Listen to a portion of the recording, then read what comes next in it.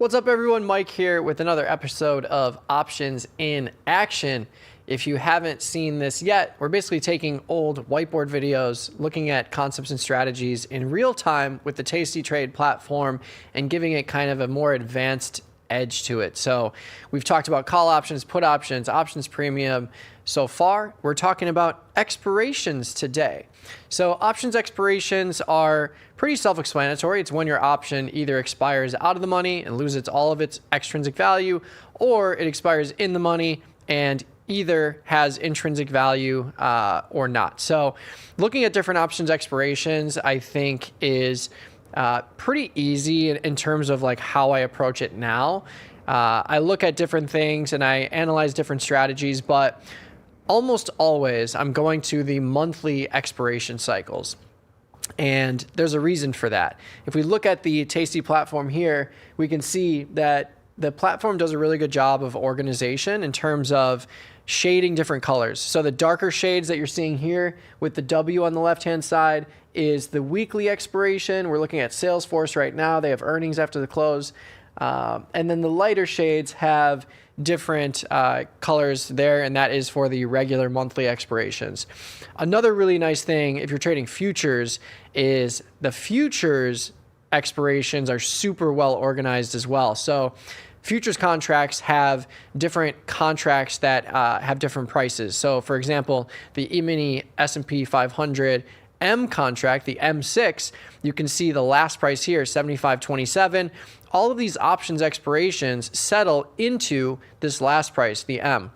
When you see a new last price here, 75.87, that signifies a new contract for the S&P 500 E-mini futures contract here. So the ESU6. So really great expiration organization here where you can see if you're trading calendar spreads or diagonal spreads within this M contract, they all settle to this contract itself. So 21 days out, you're all going to be trading in this M6 contract, and you can see this listed here on the left side as well.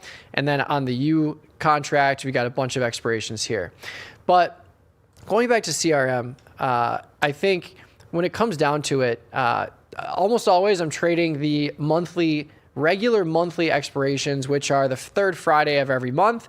And the main reason for that is that's where the liquidity is, right? You have plenty of people trading this, whether it's a retail or institution, doesn't matter. You can see there's plenty of open interest and volume within these expirations here. And if I change this one to volume, you can see thousands of contracts traded today. Salesforce isn't the most widely traded company, but they do have earnings, which is keeping it nice and active today. But one thing I wanted to point out with different expirations is if I'm trading a regular strategy like 30 to 60 day strategy, I'm going to go to the monthly cycle. I wouldn't get hyper fixated on 45 days or 35 days, whatever your trading strategy is.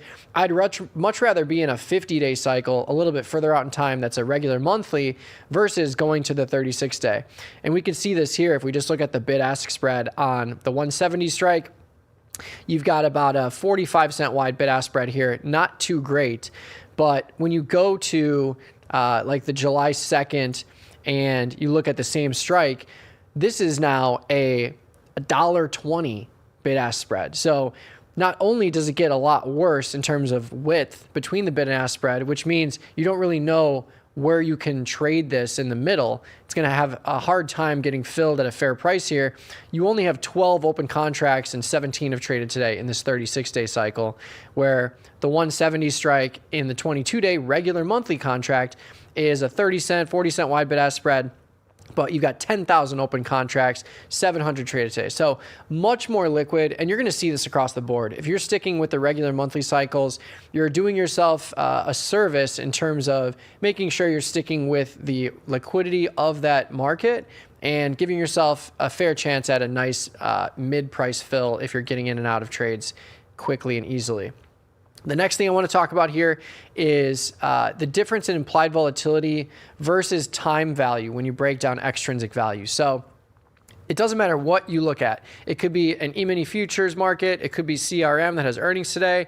It could be Apple that doesn't have earnings for a couple months. You're going to see much more implied volatility value in the near-term cycles relative to the back-month cycles. And Salesforce here is a great example. So $14 implied move for earnings, only 2 days to go. All of this extrinsic value that you're looking at here is basically implied volatility extrinsic value, because there's only 2 days left, right? There's no time value associated with this options expiration. After the earnings announcement, all this premium that's far out of the money is going to go to zero. That's not necessarily the case for a 50-day cycle or an 80 cycle or a 114-day cycle.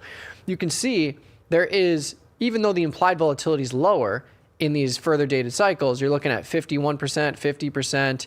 You've got 24 points in July, 30 points of an implied move in August, 36 in September. So I really like that you can see the extrapolated implied range based on the time in the expiration and the implied volatility reading.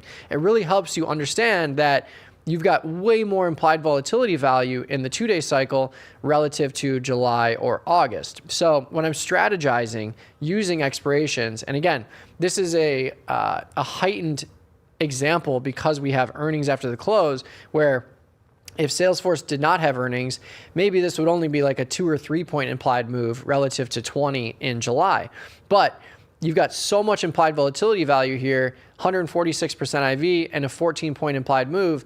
If I'm strategizing and let's say I'm trying to buy delta further out in time, the further out in time I go, the lower the implied volatility is and the less implied volatility contraction I'm going to be at the mercy of for this earnings announcement. So if you're buying options, I always like to say you get what you pay for.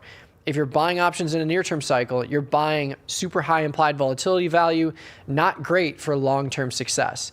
If you are buying further out options that have a lower implied volatility reading and much more time associated with them, much a higher probability of success there, because you've got 2 months, 3 months, 4 months for you to have that directional move if you're trying to have that trade work out in your favor. So buying options, I'm almost always going to be past this 50-day cycle, closer to 80 if I can do it, unless I'm doing, a near-term earnings strategy where I'm selling a 2-day, buying a 9-day, something like that. But earnings trades, that's really the only exception in terms of where I'm not going to a monthly cycle. That's really what I'm getting at here is if I'm selling or trading an option in a weekly cycle, it is almost always because I'm trading earnings.